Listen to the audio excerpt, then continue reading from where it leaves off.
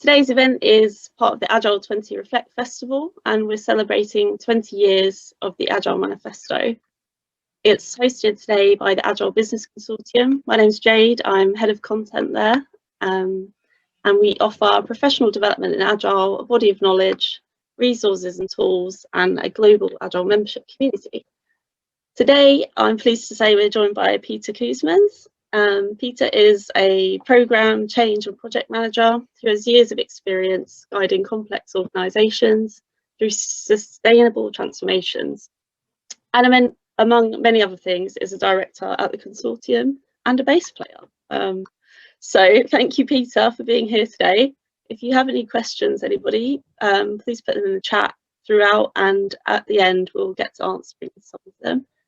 So thank you, Peter. I'll hand over to you now. Yeah, it's great to see some people I haven't seen for a while. So first of all, we're going to do a little bit of an exercise, which is for me very, I haven't done this before, so let's see how it works out. So while we're waiting, I'm going to play a little bit. What you can see here, not so well, is my bass guitar. And I'm going to play a song, and I want you to put in the chat if you recognize the song and or if you recognize the band that has been playing it. So let's see what happens there. I'll get back to you why I'm playing this, but it's so I'm start playing now. If the sound's not well, don't bother, okay?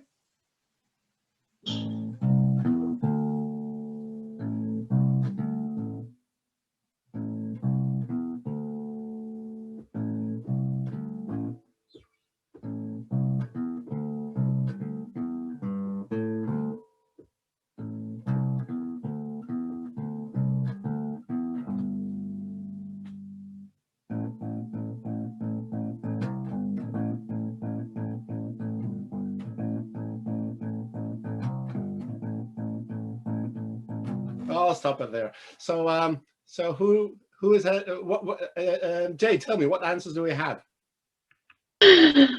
We've got Smoke on the Water. Ah, can you play that one? We've got Deep Purple.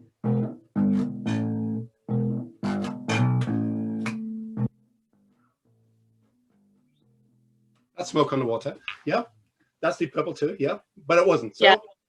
What else have we got? Then I've suggested, was it Baby Shark? Nah.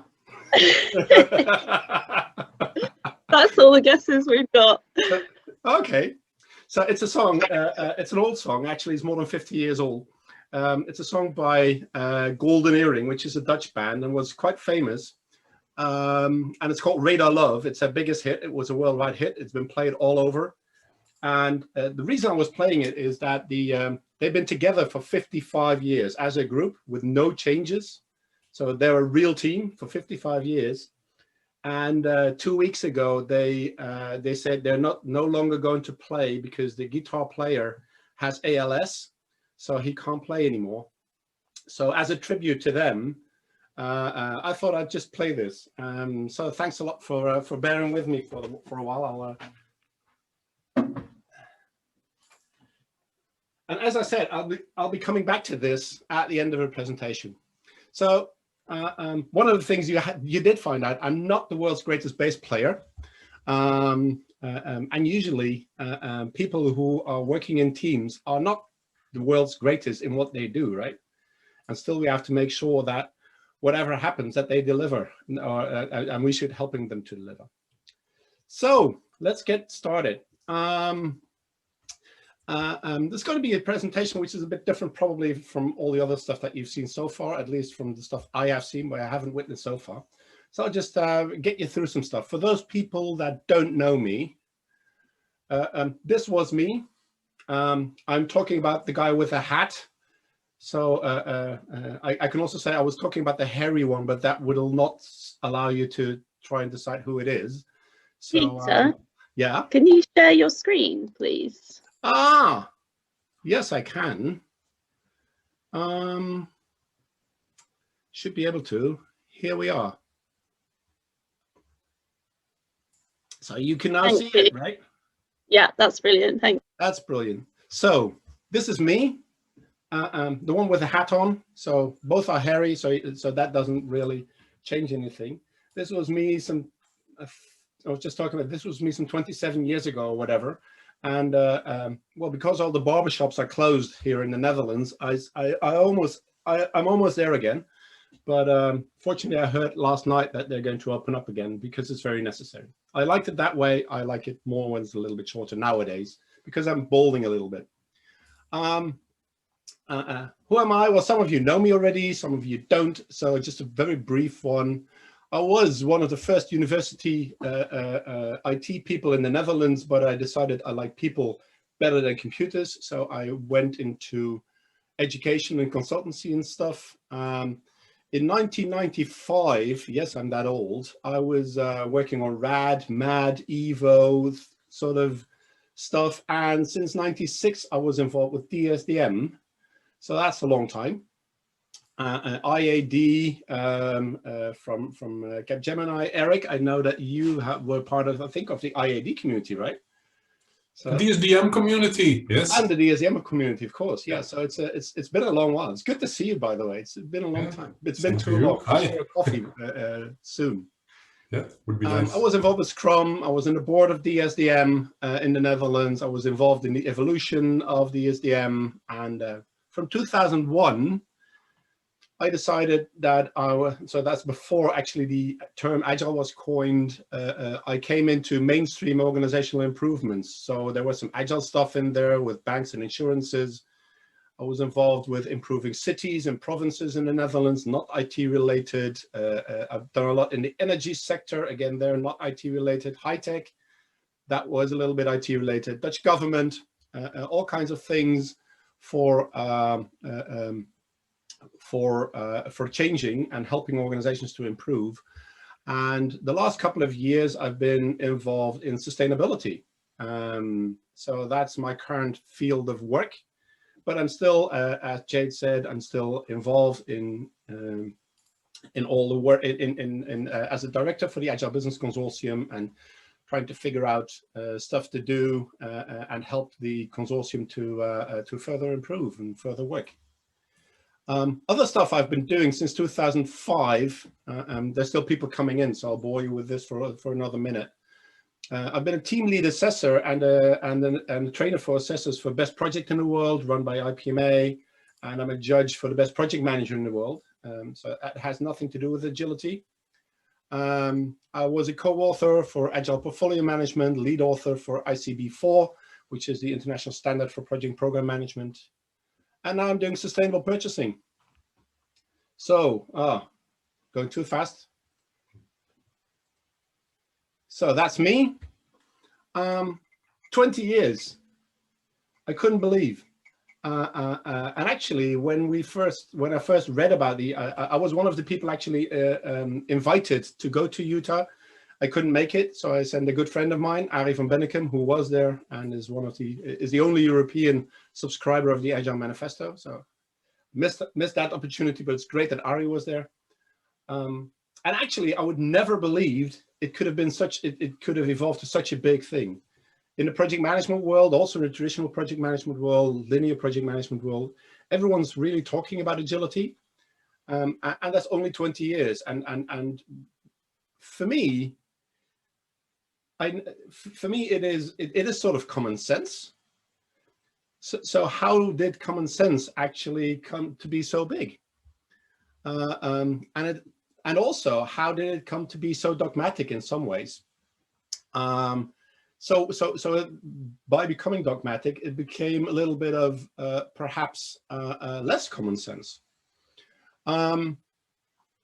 And now my hope is for agility to become really common sense again and to see how it will evolve in the upcoming 5, 10, 15 years to actually become part of what everyone's just doing and actually perhaps, and to live up to its promise. And for me, the promise actually of agility is to help people and to help teams of people and organizations and communities and ecosystems to overcome the problems of the VUCA world. So that's what I'm going to talk about. I'm going to see if there's actually anything that we can do. So Agile, I really loved this one by Lynn Kazali. So she's great in this. It's already old. People have seen this. This is the Agile Manifesto in a much nicer way. And it was designed 20 years back as another way of developing software, right? To add value for customers, to add value for those people who work in teams, and to overcome unnecessary bureaucracy. And actually, we see the teams, we see the added value. Coffee is always great, and it was about software. And actually, we could say that's a big plus. It's succeeded. It's succeeded. I would guess more than anyone that was in Utah would have guessed. However, I'm now thinking, and I've been thinking for last 10 years, more could have happened. Much more could have happened. And currently I have seen shoe stores which are agile, not their IT systems, but actually the shoe stores. I've worked with a coffee manufacturer who's agile. I've worked with bridge builders who are sort of agile. Agile cities are coming along. I've been working with an agile baby formula in China. Nothing IT related, but a lot of agility. So it's catching on. I'll come back to that later. But we should applaud what's happened. It's a great thing that happened, and it happened also because of the people that are currently in this session, and a lot of people around the world. So what are others currently saying where we should go? Thanks, Vladimir, for the applause. What are others saying? Well, agile organizations should become the new normal, I've heard people say. I still hear people say, use my method, it's better than any other. I can still people say, fight project management, it's no longer needed, and we have shown that. I see people saying, we're here to stay, which is good. A lot of people now are convinced that you should be like Spotify if you're an organization. What I am seeing, and which I like much more, is agility is finally getting traction outside IT or IT heavy sectors. Because still, if we're talking about banks, to me, banks are just IT heavy sectors, so it's almost related to IT. But it's getting out there. And I hear some people say, use Agile, it's the way to survive in the VUCA world. So, agility then is the next best thing after sliced bread, right? Well, let's see, let's investigate if that is the case. And I'll be using this one. Use Agile is the way to survive in the VUCA world, to see where it leads us. So, VUCA world. I just expect I don't have to talk through VUCA for everyone. It stands for volatility, for uncertainty, for complexity and ambiguity. And for me, the main thing that stands out there is the complexity one, because people still confuse complexity with complicatedness. So the machines, the machines I was developing in ASML, they are very complicated, but they're not complex. Complex means that something, when you push a button there, something there starts changing and you're not aware of that. So it's a holistic thing. And I still think that we're trying to solve complex problems with tools, with the tools we have for complicated problems. So we divide and conquer. And that doesn't really work for complex systems, and that has been shown. But if we look at the world currently, then most of our management systems are actually there to deal with complicated problems, and we have sort of forgotten how to deal with complex problems. And I will take you through some of the things I have learned that might help us to do that. Having said that, what I'm hearing all the time with methods people is that they forget that it's people that actually solve problems. It's also people, by the way, that create problems, but it's people that solve problems. And sometimes they're helped by tools, organizations, processes and stuff like that. But processes, organizations, Gantt charts, whatever you like, they've never solved anything but kill more trees because of the paper they're printed on. So, so that to me is a great thing, which actually agility helps to address. But still nowadays you can see more and more people, or you can still see people that think that methods and tools actually solve problems, and usually they only create them. What are we up to? And I'm trying to figure out the real problems in the world, and can agility help there? And we can see here in this picture, what you can see here, probably, I'm not sure whether you can all read this, but this says, wash your hands. Because that is one of the great things to actually solve perhaps the COVID problem that we currently have. But after COVID, there might be a big recession. There were some newspaper articles in the Netherlands today that we're going to get a great recession. But actually, the biggest problems we're going to face are climate change and biodiversity collapse. Those are the big waves that are still coming. And as all people, and really also as we probably are, we'll try to focus on what can we do today and tomorrow, and we try to forget about these guys. Because it's too far away, it's too big, they might be scary, we can't influence, there's nothing we can do, so we'll just take it on as it goes. And I don't think so. So I'm going to take you through, can we actually do something about what's happening here? And what have we learned in agility to actually help us tackle those problems? So can our agile mindset help? Let's focus on the first wave. This is a very nice picture. I don't believe that the colors are real, but who cares? So is this really VUCA? Is our current situation VUCA? And I'm thinking, well, yes, in some ways, and no, in some other ways. There is quite some uncertainty. Volatility, I'm not sure. I think everyone just wants to get rid of this. So that's not a very volatile thing to do. A very volatile mindset for people. There's a lot of uncertainty.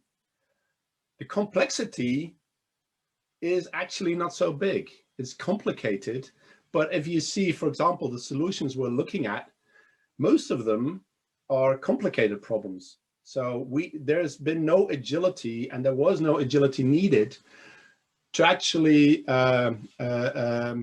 get the vaccines. That was just, routine job done very fast with a lot of money and a lot of resources. There's nothing much there.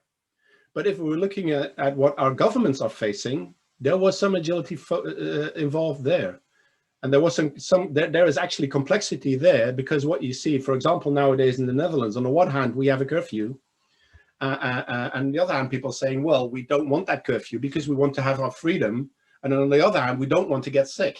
So there's ambiguity there, and there is complexity there, because if you have more of a curfew, it will solve one of the problems, but the other problem you will get is people get depressed. So you can't solve one problem without getting all the other problems also in context. And in the Netherlands, we chose actually to focus on the, and most countries have, to focus on the problems with solving the illness, but we haven't really solved it as a holistic approach to see what can we do and where can we steer. And that's one of the things that we're currently facing. So if we're looking, has agility been used? I would argue not so much. Some changing roadmaps all the time. Every time in the Netherlands, every time we publish a roadmap only to leave it again. So we're learning, that's a good thing. And people are not actually buying it, which is a bad thing. And if you're into agility, you know that people are not buying the changes all the time, because they want to have, just tell me where we're going, and that's okay. Give me some security. But that's the uncertainty there. That's the U of the VUCA. It is uncertain, and and we can't calculate our way out of this. In some ways we can, but in many ways we can't. I haven't seen really multidisciplinary teams, although again in Dutch government you can also see 2, 3, 4 ministers doing the press conferences. So there is some multidisciplinary disciplinary teams there.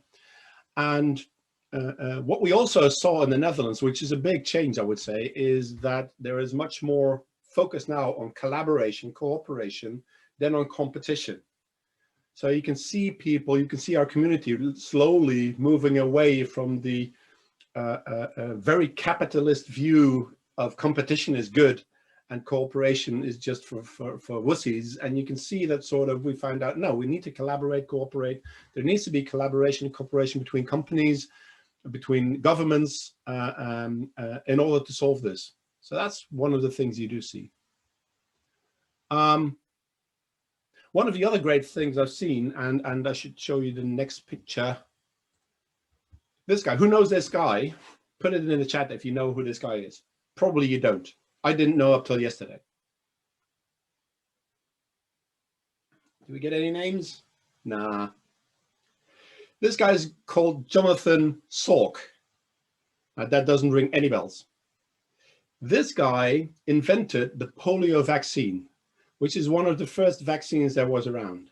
And what he did once he invented it was saying, it's for free for everyone. So I'm not going to I'm not going to put this into a competition. I'm not going to earn a lot of money. It's open for all, because this has to do with, so that's a very cooperative approach. He didn't go there for the money. He said this needs to go out there for the entire world. And currently, this is only 50 years ago. And currently polio has almost left our planet. There's almost no polio anymore. So you can see what where it gets us if we collaborate and cooperate instead of trying to make a lot of money. One of the things that makes this thing very difficult, and that we've learned actually from agility, is if we look into what our government needs to do to cope with COVID, is they try to figure something out. So they come, for example, great, thank you, Kenny. Polio was eradicated in Nigeria in 2020. So you see what can happen. And it's only 50, 60 years ago that we invented this vaccine. So it's great. What we see currently with the vaccine and with trying to organize our country regarding this, what we see is they've got a lot of problems, because if we put in a curfew now, and we did a couple of weeks ago, then it will hit you. The negative effect will hit you now, because you can't go out anymore. The first effects you've seen all these graphics. The first effect on the graphics, you will only see people not getting ill. You will see in 2 weeks from now, and they will be minimal. And in 4 weeks, you will actually see a little bit of influence. And before numbers in hospitals, for example, will be going down, it'll be 6 to 8 weeks. So the curfew will hit me as a person today, and there might be benefits in 8 weeks, and not for me perhaps, but for my parents or for some others. So what you see is that the feedback loop is very long and not related to me. Now, what we see, one of the reasons why we started this Agile was try to help the customer to have instant gratification. You ask me something now, you get a solution next week or next month, and you can tell me if you like it or if you don't like it. You can use it right away, instead of tell me something now and you will get it in 2 or 3 years from now, which sort of by the year 2000 or 1995, that was the case. I mean, of course you're not interested, and of course the feedback loop is too long. So one of the things we learned was the feedback loop needs to be shorter. And we can now still see that our government, at least, but what I've seen over the world, all the governments are thinking, how can we shorten this feedback loop? So that's one of the problems that actually, based on our way of working and thinking, we could try and solve. And I'm not telling you we can solve this, that would be too much. But one of the things I was thinking is, how can we shorten the feedback loop? Well, for example, have instant testing every day for everyone. Now, of course, that's a dream. But if you go that way, you know, if everyone would be able to test themselves every day and then show on the phone, hey, today I was clean, and everyone can do that, then you can get together again. You can start the economy again. Now that would be, I had this idea in September and talked to some people about it, and you can see now that some people are picking it up. Not from me, not because I said so, but that's one of the strategies out of this crisis. So we could have helped with our way of working and thinking to actually resolve this. I'm not saying we could, and I'm not saying we can, but, you know, our way of thinking. 1250 self-testing kits. Thank you, Eric. So that's still going to be a lot if we have to do it every day, but, you know. You're right, but we're getting closer to fast. We are getting closer. And as I said, we could have done this much easier and much faster, but it's one of the ways out. So Thanks. I didn't know that, by the way. I found out yesterday. Now our big challenge is much bigger than COVID. That's actually this. This is our big, hairy, audacious goal. This is our BHAG. And these are the 17 Sustainable Development Goals that we set with each other. These are what we want to achieve as a community, as Earth. This will solve poverty, and you love BHAG, thank you. This is what we're really up to. And I think that this is a very, very, very complex, not so much complicated, but complex. This has a lot of complexity in it. Because no poverty is just give everyone a lot of money, but then we don't have money for all the other stuff. You know, so it's, you can't focus on one of them and forget about the others. There's a lot of and for me, I have been asking everyone I was talking to for the last 2 or 3, 4 years, guys, we as project managers, we as change agents, we have the power to change the world. And this actually is what we're up against. And we should try and figure out how we can every day add our little bit to actually create a better world. And we can. There's a lot in agility that we actually can use. So my challenge to you is how can we achieve more? How can we go there? And I was a bit amazed over the last couple of weeks with this Agile20Reflect festival, that many things we have been discussing were, for example, regarding OKRs and stuff like that, IT related issues, becoming better at what we're already doing. And I'm thinking, but that's me, I'm taking 2 steps back and trying to figure out, so where can we actually add value? And I'm not saying we shouldn't be discussing OKRs, we should. But that's not going to change or improve our world. And how can we use our Kanbans or whatever in helping organizations to overcome these kinds of struggles that we're up against? Well, one of the organizations I've been talking to, it's down there, is Green Project Management, Driving Sustainable Change. They're an international community on project management, and if you look at their way of dealing with things, they're really focused on dealing with the Sustainable Development Goals. However, if you look at their way of doing it, they've got a project management part which is very linear, which is very traditional, which is focused on investment projects. It's not focused on learning. And if we want, so what they can learn from us, and what I'm going to cooperate with them on, is how can we actually come with more modern project management methods that have learning as a core thing about what they're going to do. So that's those are some things I'm going to do. I'm not going to read through all of this, but this is what I've written down in a short brainstorm. Is what are my beliefs? I'm not focusing on what I do, but what do I think is valuable? And I've written it, of course, in an agile way. So although useful, I believe less in these things. And although difficult, I believe more in these things.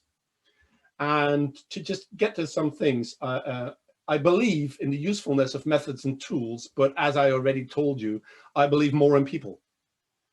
I believe sometimes in leaders, I believe more in leadership. It's useful to be convinced. I'm trying to convince you guys now to do something or to help out with something, but actually it's better if you're inspired, because then it keeps on working for you.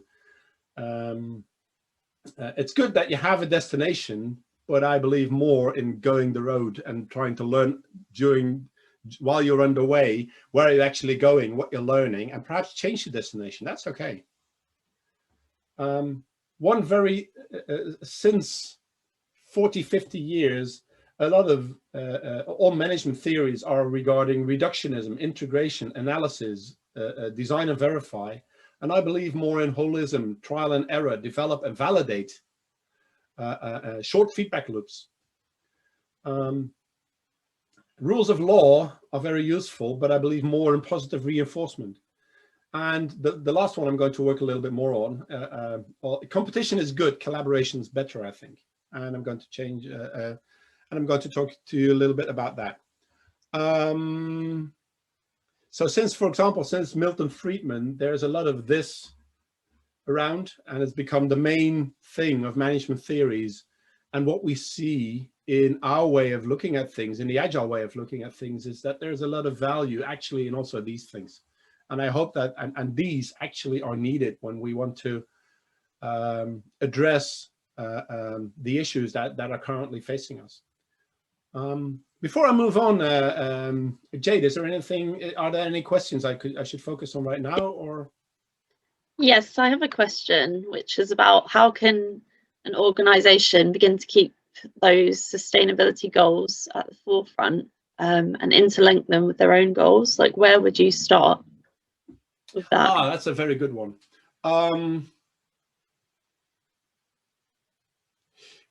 I've been working with in many different organizations, and always the first time, the first part of the change will be, where's the low-hanging fruit? So what are they doing already, and what can they easily adapt? And if you try and work on that and link it to a bigger goal, then that's the first step. So what we've learned from Agile, for me, and that's similar here, is I don't care so much. Well, I don't care so much for the big goal up there. I care about what's the first step.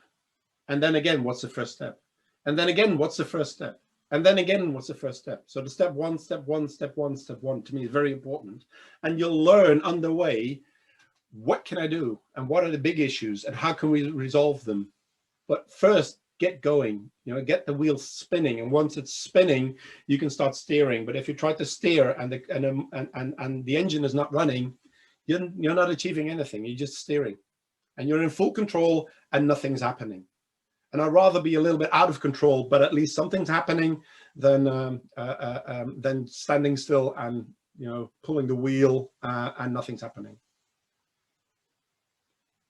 Any others? No other questions yet. We just got Radhika said these are really inspiring goals. Oh, good. They're not mine. They're the world's. And Eric said, great metaphor. Ah. Okay. So one of the things I said, well, we are running projects and we are developing tomorrow's world because we are the change agents and we should be helping out in trying to achieve these. I'll focus a little bit on the competition versus collaboration. And what we're focusing on currently a lot is within the organization. So how are we going to collaborate in the team? How are we going to collaborate between teams? One of the things in scaling Agile is how if these teams do whatever they like, of course that's not the case, but how can we make sure that all of it adds together into a final solution? Sometimes between departments, if we still have them, or in an organization, in a holding. So how are we focusing on collaboration, cooperation there? That's difficult, but there's a lot of stuff we already learned, and actually, just going to skip this one. For example, I came across this book, which is a great book. Everyone should read it. These guys have done, they're Dutch, but the book's in English, Corporate Rebels. These guys have focused on, so what organizations are actually make work fun. So they're focused on how does this organization actually thrive for the people in it. And they came up with a couple of principles. So from profit to purpose and values, from a hierarchical pyramid to a network of self-steering teams. You can read them for yourself, these principles. These guys don't know first thing of agility. They've never come across agility. They just went into Zappos, into all kinds of other organizations and just found out, so this actually is a little bit of proof of what we were trying to achieve with the Agile stuff. And this works for organizations. This doesn't work for IT organizations. This works for all kinds of organizations. So if you want a inspiring story, you can read this.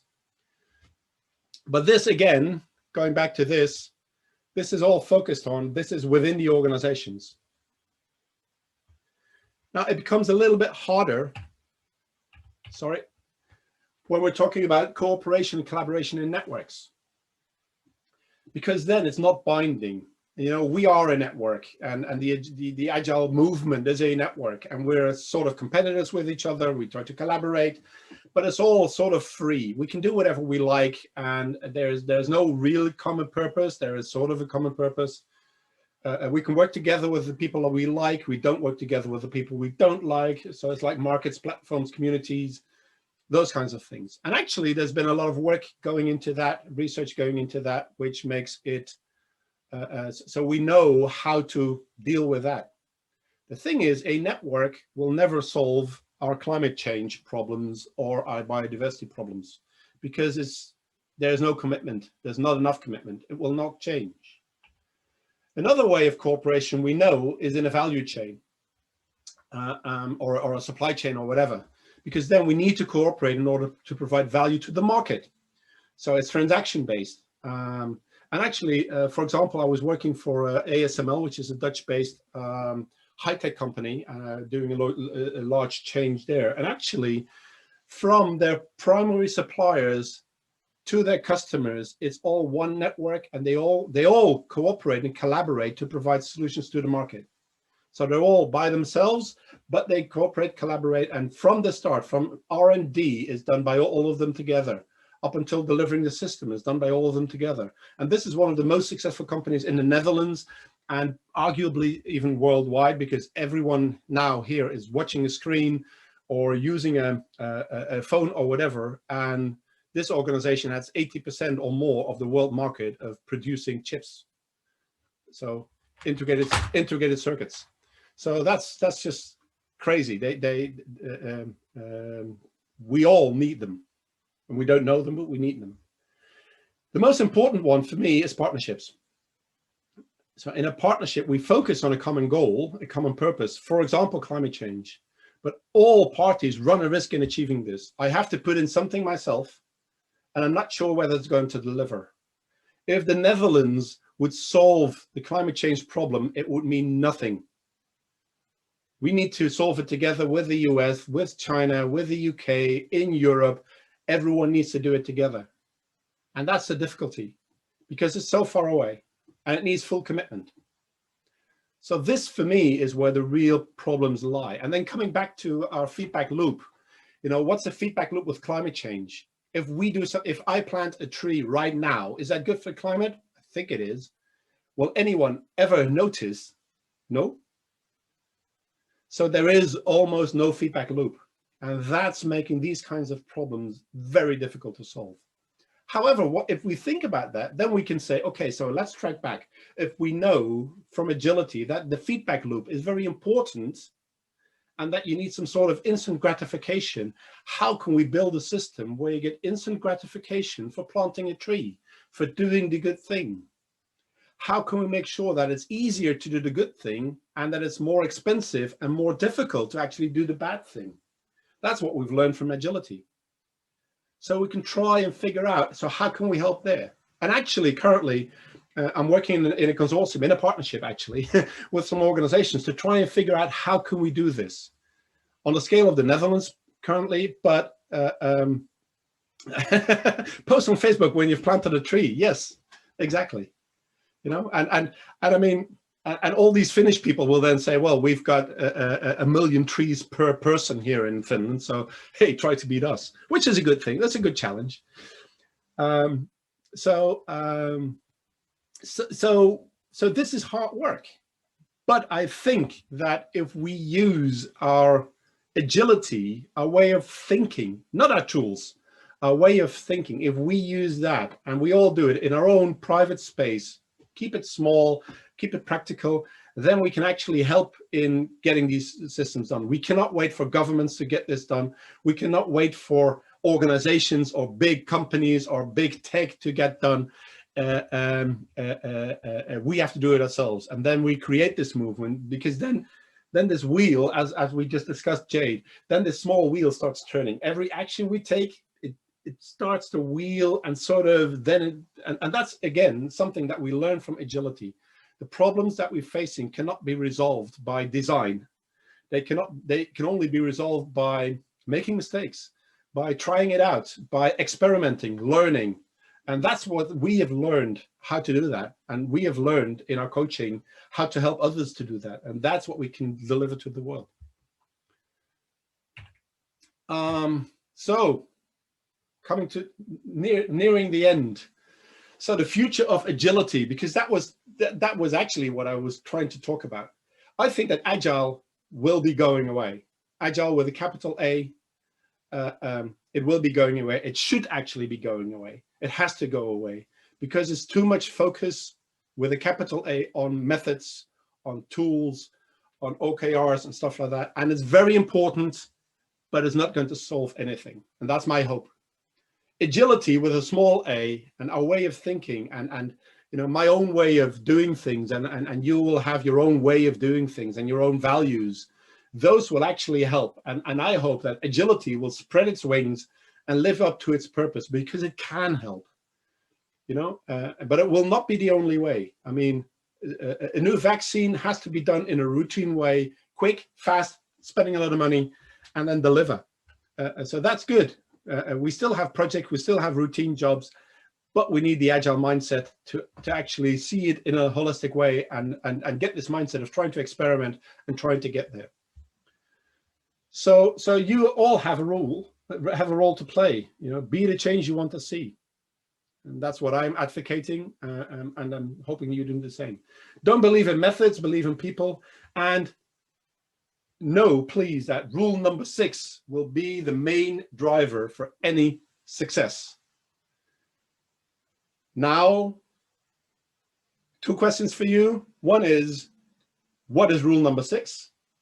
Put it in the chat. And the other one is, do you know any of the first 5 rules?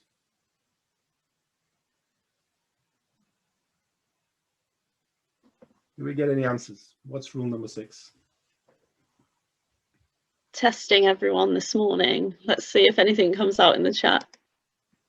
Yeah. Eric says no, rule as in good question. I was expecting that. No, it's not principle number 6. It's rule number 6.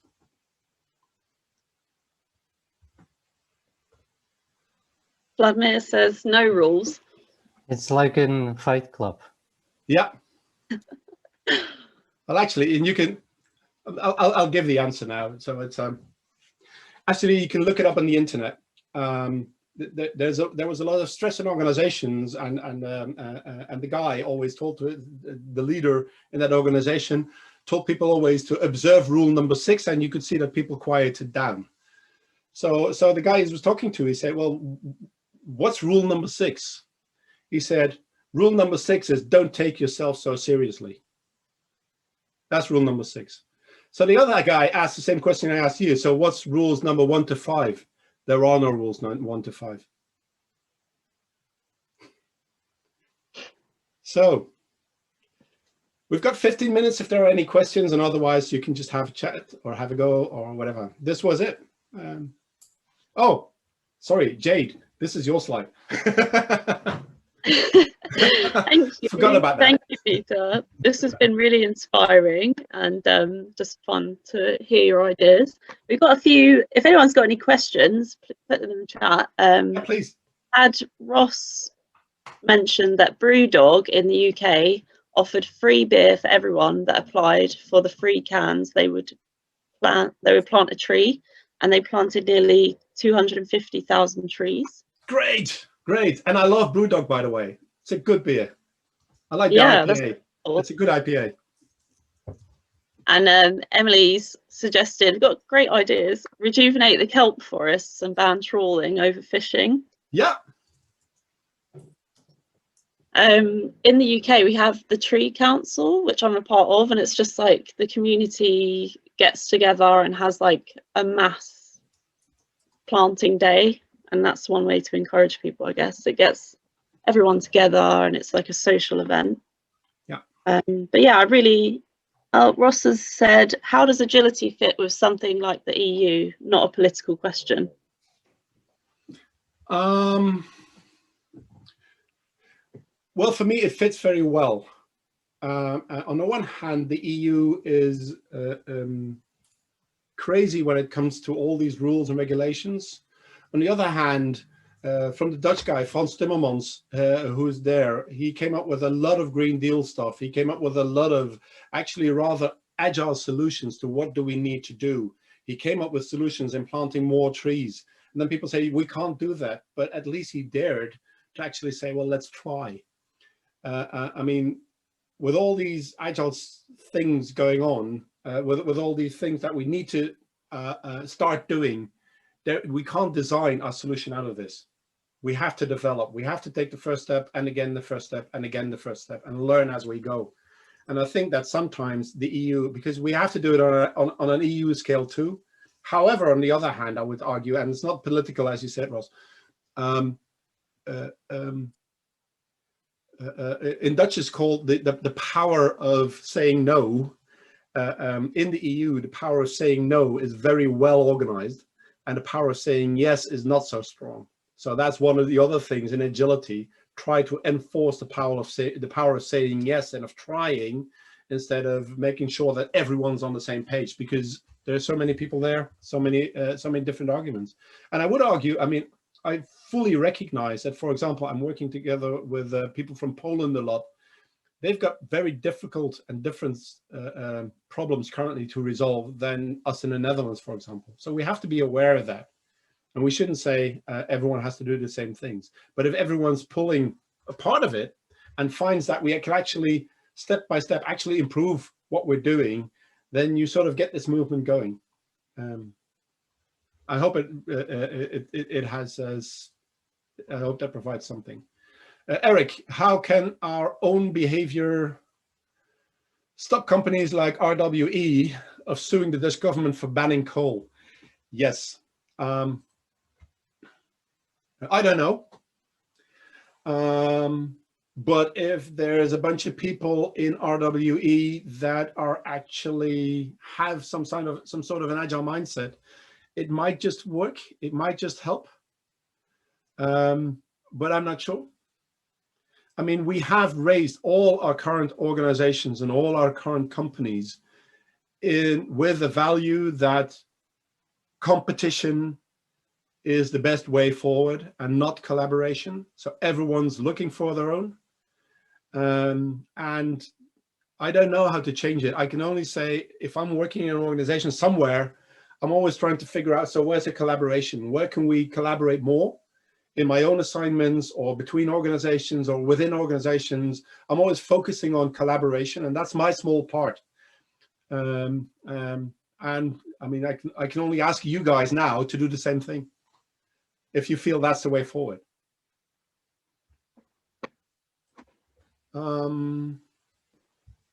Any other questions? Yes, we have one from Ivo, who says, how do you scope the term agility when you discuss it with a management team? Hi, Ivo. How are you doing? Hey, fine. Great to see you again. What do you mean with scope the term agility? That is on my final slide, I think, right? Yeah. The reason I presented it to a management team and more about the agile, like the frameworks and the methods, etc. And then I also touched the topic on agility, and then several people stood up and said, well, I'm the one who delivers agility here. So people were claiming the term. And for me, I find it a bit difficult to say how agility really connects to their business. Yeah, I've seen that more often. And for one thing, it's great because at least they have a definition and they want to do something with it. So what I'll try to do is harness that energy, and then to try and figure out how can we actually combine stuff so that we're making more pace. Sometimes people say that because they say, this is my turf, you stay off my turf. Then it's competition. So they are entering a competition. If I then decline going into a competition and try to figure out, so that's great, so how can I help you? I decline going into the competition. I decline in being the expert. I decline but I know better, because that will not resolve anything. I'll say, okay, great. So you're in charge. How can I help you? Because I might have some things up my sleeve that actually can make you perform even better. Yes. So again, it's a competition about versus interaction. collaboration. It's a difficult mindset because they are trying to seek you out sometimes. You know, people are looking for fights. People are looking to trying to defend their own turf, and it's difficult not to engage, but actually say that's great. There's energy there. Let's move from there. We've got to start. Thanks. We have a question from Eric, which is, how can we ensure that the instant gratification will be perceived as a real step in the right direction and not just as a marketing present? Yeah, well, the nice thing is you don't know if it's a step in the right direction. You never know, because that will be by design, right? So anything that seems to work and that currently you think might actually be in the right direction, you should do. But you should plan, do, check, act. You should review and retrospective, of course. So did it bring us what we thought it would bring us? And then learn. So get the wheel of learning going. And actually, if you and also in the perceiving, how do you sell it? How do you market it? If people buy it, I don't care if they do it for the right reasons. I'm not there to question their reasons. I'm just trying to figure out, so will it actually help the purpose that we're looking for right now? So, and of course, you know, becoming more agile is never a purpose in itself.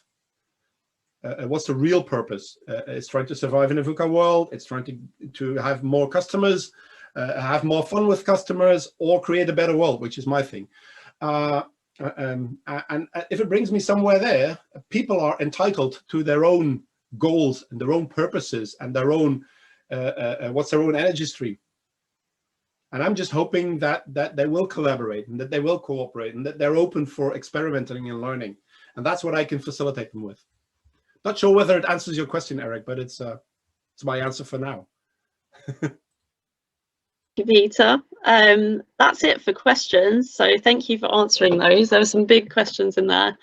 And yeah, I would just like to say, probably leading on from this, the Agile Business Consortium is hosting our conference this year in October.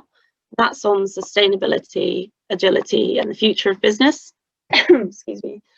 And yeah, we're calling out for speakers and case studies if anyone is interested in that. And also, me and Peter would love to find out what you thought about today's session as well. So I've just put a little link in the chat for you to give us your feedback. Yeah, so thank you everyone for your contributions. And again, thank you, Peter, for sharing this with us. It's been really inspiring for me. I hope everyone else has enjoyed it as much as I have. Well, and for all of you guys, be in touch, you know. It's always happy to help out and think and collaborate, cooperate, create a better world.